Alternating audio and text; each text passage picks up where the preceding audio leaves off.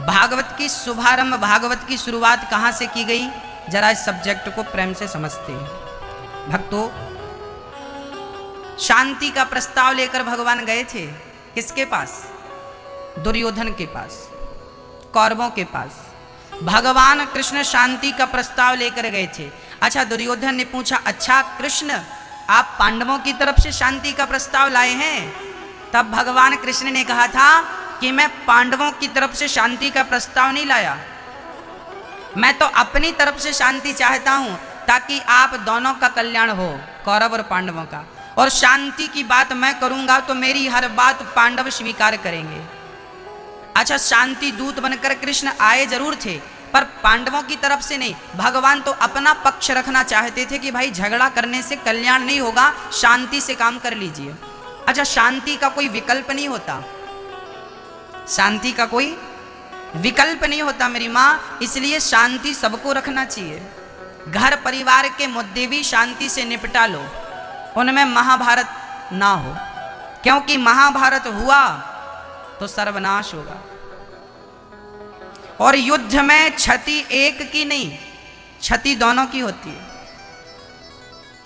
यदि पांडवों यदि कौरवों का वंश समाप्त हुआ, भक्तों कोशिश करिए कि शांति से सब काम हो जाए। अच्छा, शांति अंत तक नहीं भंग करनी चाहिए। शांति भगवान को बड़ी पसंद है, शांति से भगवान बहुत प्रेम करते हैं। जहां शांति है, जिस घर में शांति है, जिस दिल में शांति है। अच्छा, शांति कब मिट जाती है मेरी माँ? शांति भंग कब होती है? क्या शांति है? शांति की चाहत तो सबको है, पर शांति है नहीं। क्यों नहीं है शांति? शांति तब समाप्त हो जाती है मेरी माँ जब आपके भीतर बहुत इच्छाएं जाग जाती हैं। आपकी अनंत इच्छाएं ही आपके भीतर की शांति को समाप्त कर देती हैं। हाँ मेरी माँ, भगवान शांति का प्रस्ताव लेकर गए, दुर्योधन ने ठुकरा दिया। हम सुई की नोक बराबर जगह भी भगवान ने कहा हस्तिनापुर लौटा दो, बोले नहीं लौटाएंगे। तो चलो 5 गांव दे दो, नहीं देंगे, नहीं देंगे। दुर्योधन ने बोला हम सुई की नोक बराबर जगह भी नहीं देंगे।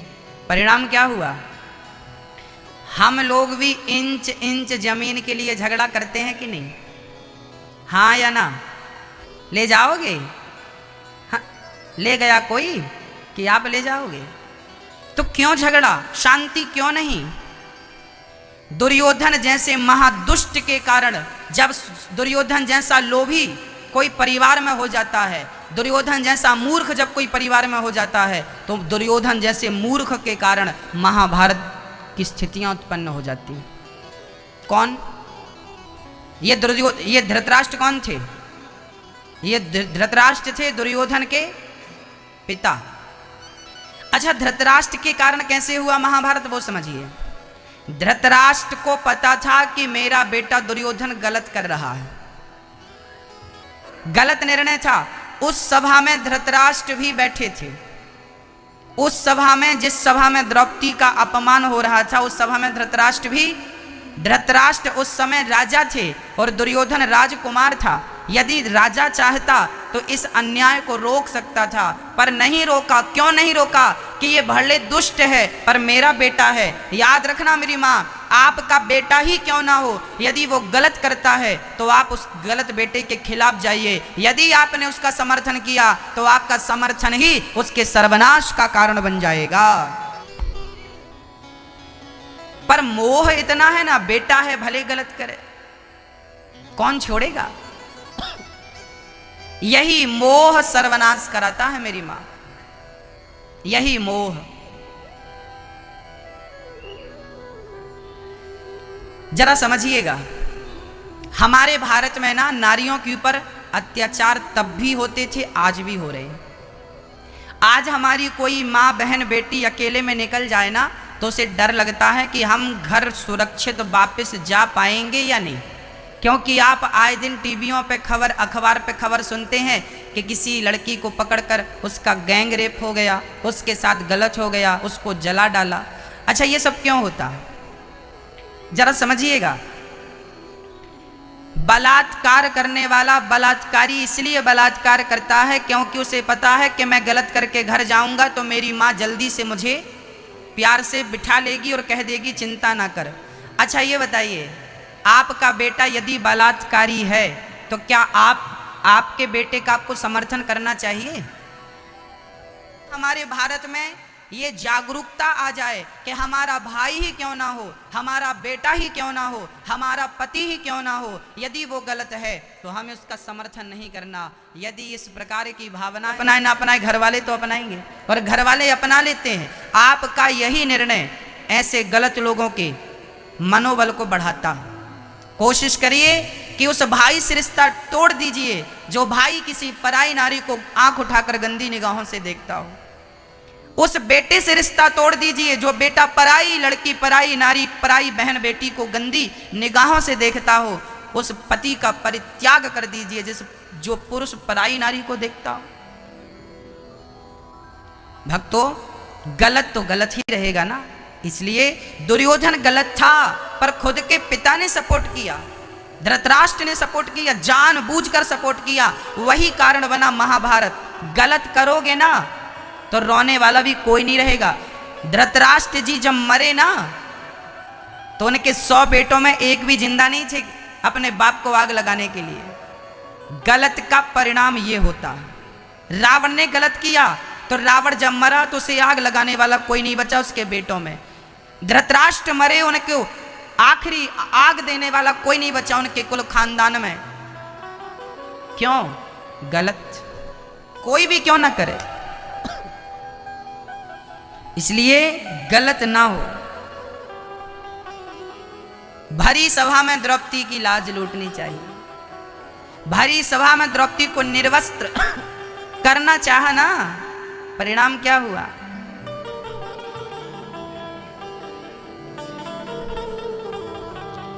द्रौपदी ने कहा, अच्छा जुआ खेला था कौरवों ने और पांडवों ने, उस जुए में पांडव हार गए थे और दाव पर किसे लगाया था? धर्मराज युधिष्ठिर ने अपनी पत्नी द्रौपदी को दाव पर लगाया।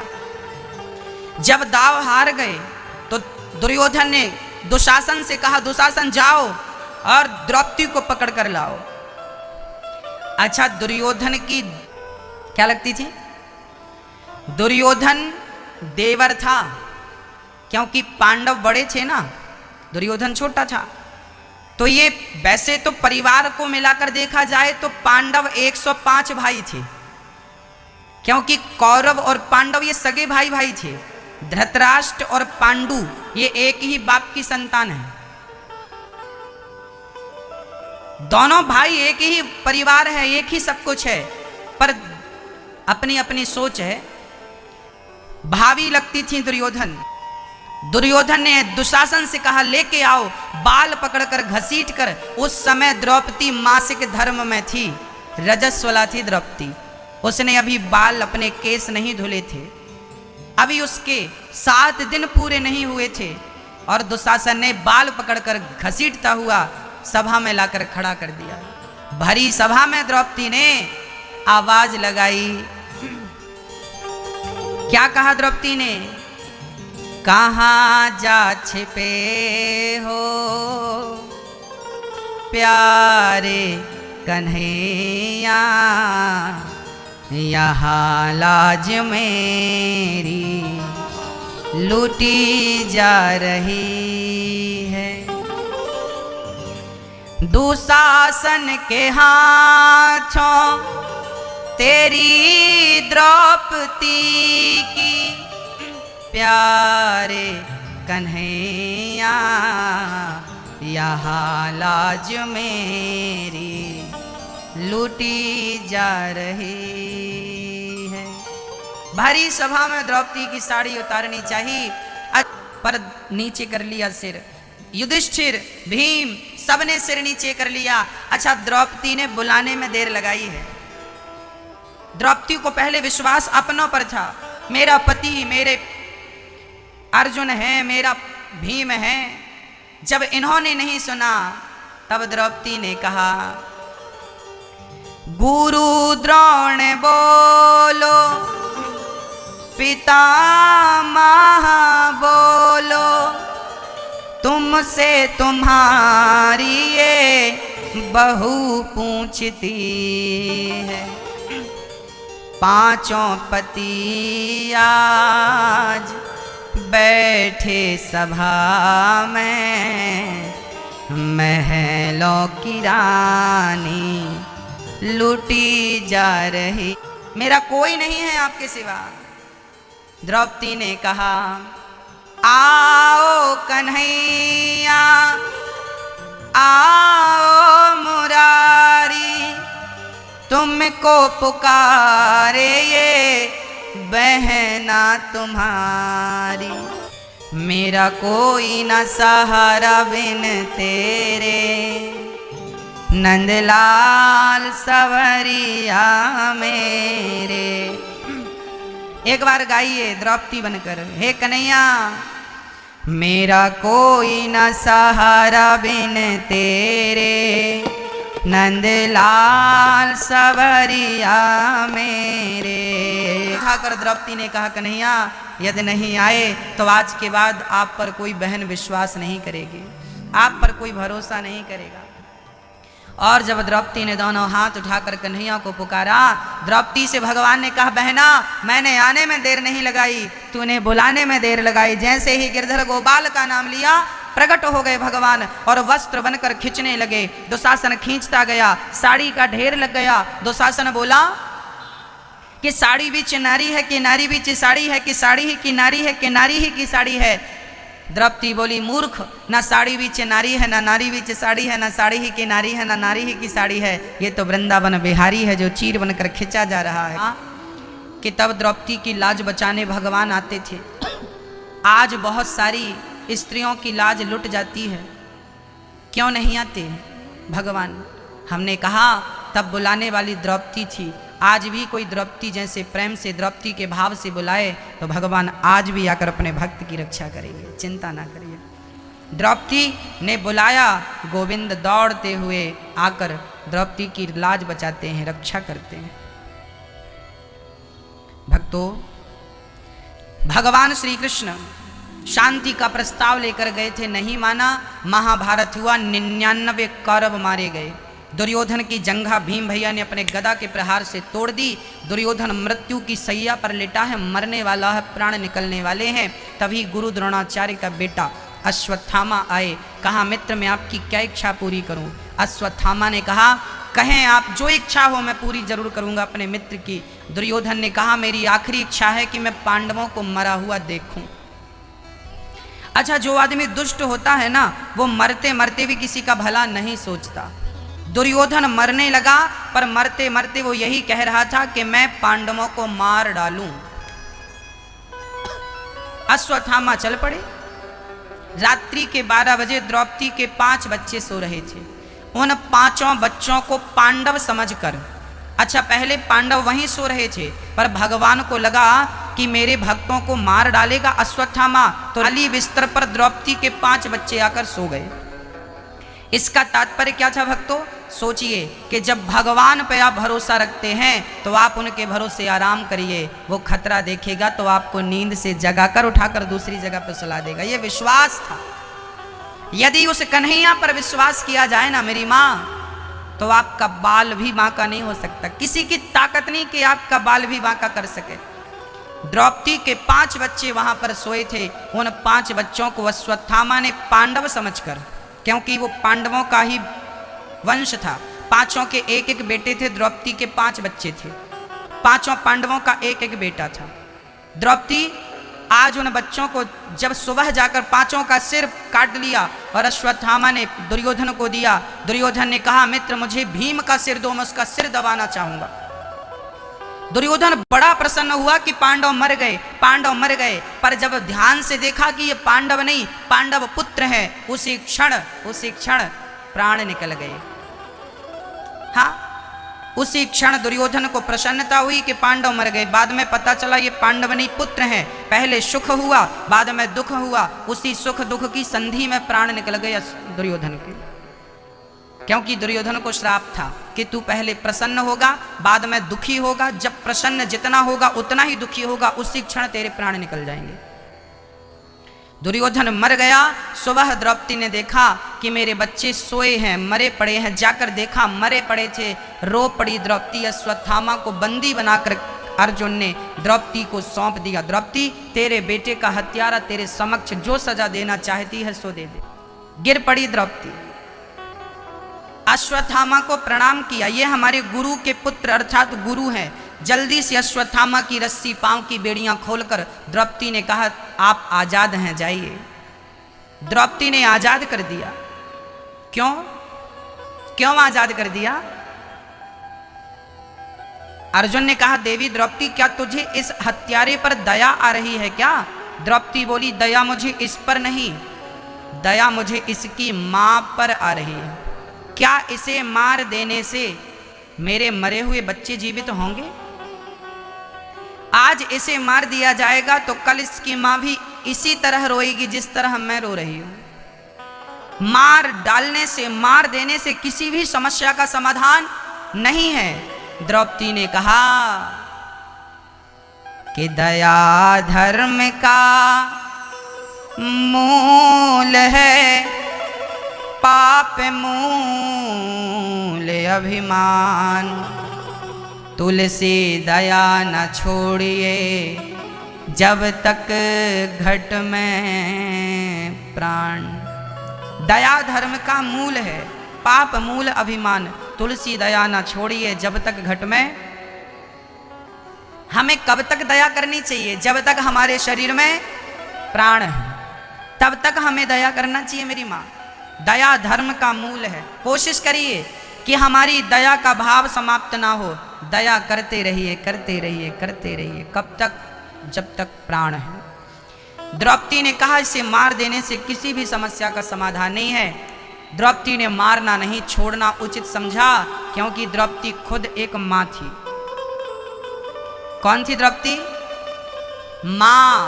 और मां कभी किसी बच्चे को दुखी नहीं देखना चाहती, क्योंकि वो मां है ना।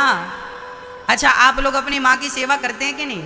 मां करुणा की प्रतिमूर्ति है, मां करुणा का सागर है। मां कौन है? बोले भगवान ही मां के रूप में बैठे हैं। अच्छा, यहाँ जितने पुरुषगण बैठे हैं आप बताइए, आपकी मां जिंदा है, आप अपने मां के पांव दबाते हैं कि नहीं? हाँ या ना? नहीं दबाते? आखिरी बार कब दबाए थे कुछ याद है?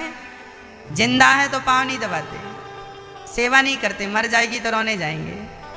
अरे भाई, माँ भगवान है, भगवान की पूजा बाद में किया करो, पहले माँ की आरती उतार लिया करो। माँ खुश रहेगी ना तो भगवान खुश रहेगा। माँ रोती रहेगी तो भगवान को सेवा और आज्ञा का पालन करते थे, तो हम इंसान क्यों नहीं करें? हाँ भक्तों, माँ के पांव दबा लो, माँ की सेवा कर लो।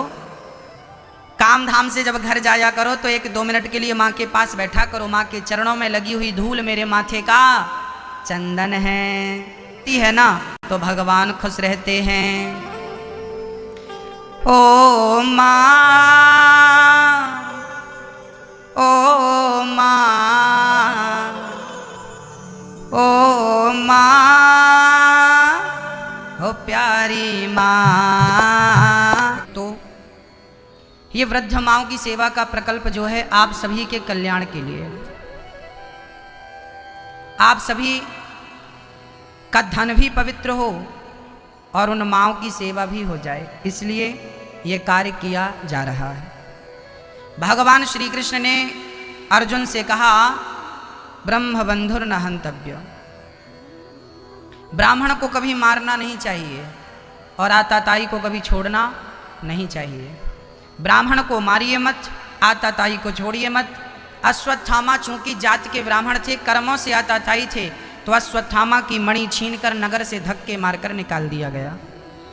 अश्वत्थामा जब निकल कर गए तो उनके हृदय में बड़ा ग्लानि हुई और प्रतिशोध की ज्वाला जल पड़ी। उन्होंने उत्तरा के गर्भ को नष्ट करने के लिए ब्रह्मास्त्र चला दिया। उत्तरा दौड़ी दौड़ी श्री कृष्ण के चरणों में आई और रोती रोती कहने लगी, पाहि पाहि महायोगिन देव देव जगत्पते, नान्यं त्वद्भयं पश्ये यत्र मृत्युः परस्परम्